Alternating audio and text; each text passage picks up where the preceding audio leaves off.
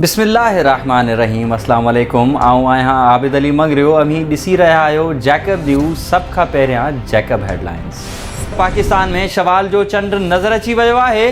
सुभाणे पूरे मुल्क में ईद उल फितर मल्हाई वेंदी। अहिड़ो ऐलान मरकज़ी रुयत हिलाल कमेटी जे चेयरमैन मुफ्ती मुनीबुर रहमान पारां कयो वियो आहे। जैकबाबाद वेझो ॻोठ मूसा स्यांच में चुल्ह खां चिण गुथण जे नतीजे में 3 घरनि खे बाहि लॻी वई। घरनि में पयल कीमती सामान सड़ी रख। मुतासिरनि जो चवणु हो त ॿारनि जा ईद लाइ वरतल कपिड़ा बि बाहि लॻण सबबि सड़ी विया आहिनि, जंहिं सबबि असांजे ॿारनि जे चेहरनि ते मायूसी पखिड़िजी वई आहे। खुलियल आसमान हेठि वेठल आहियूं, वसवारा मदद कनि। एडिशनल IG सखर खां जान छॾाए वापसि पहुचंदड़ जैकबाबाद जा 5 पुलिस अहलकार DIG पारां मुअत्तल। DIG ऑफिस रिपोर्ट करण जो हुकुम।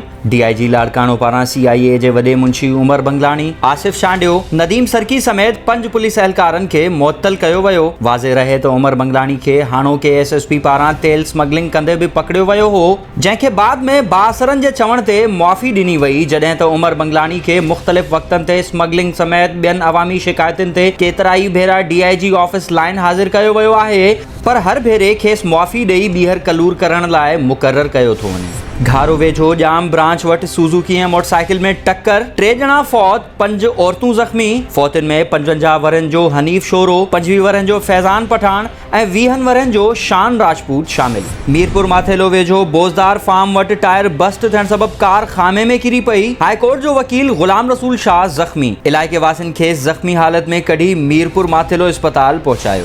न्यू सईदाबाद वेझो ॻोठ पीर बख्श काका में कुकड़ जी बांग तां निंड फिटण ते ॾेर साईं बख्श मलाह जो पंहिंजी भाॼाई मसमात अज़ीज़ा ते तशद्दुद, ज़ख़्मी, हैदराबाद मुंतकिल।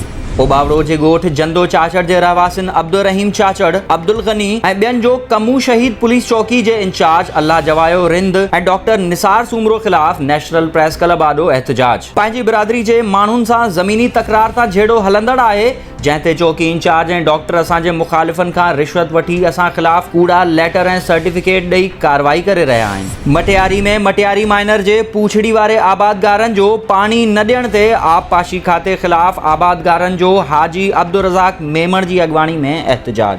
आबपाशी खाते पारां मटियारी माइनर ते 50 खां वधीक कट ऐं पाइप लॻाए बासरनि खे पाणी फराहम कयो पियो वञे, जंहिं सबबि टेल ताईं पाणी नथो पहुचे ऐं असांजूं ज़मीनूं बंजर बणिजी वयूं आहिनि। पाणी न पहुचण सबबि लखें रुपयनि जो बेजारो सड़ी रहियो आहे। ऐं ईद आहे, रोज़ी करण ॾियो, कुझु देरि बाद दुकानूं बंदि कंदासीं। काज़ी अहमद में दुकानदारनि जूं पुलिस खे मिंथूं।